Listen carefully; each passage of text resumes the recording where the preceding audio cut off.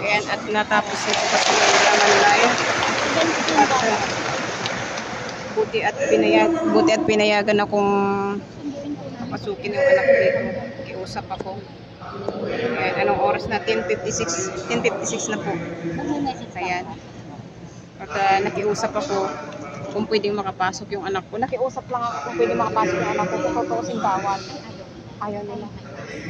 Tapos sabi ko kasi ano nang traman na rin anak ko. Kaya pa naman ko sa tapos papupuntahin pa ako doon. Buti pinayagan ako. Kasi pag nagsalita na si President, bawal na magpapasok. Wala akong pakialam yung delikado. Nakaisip ng para hindi na mo nag-electric yan. Nag-aeroplano pa ako ng flight tapos nag-biyahe ko dito sa Timpex. Umabot pa ako. Ma! Oh. Bawal lang lumabas sa anak mo. Wala pa sila pa. Wala na ako. Yun na ako. Ha? Yun na ako. Malapit na ako mag-isa. Walang susunod sa'yo, anak. Doon lang ako sa ano ng bahay.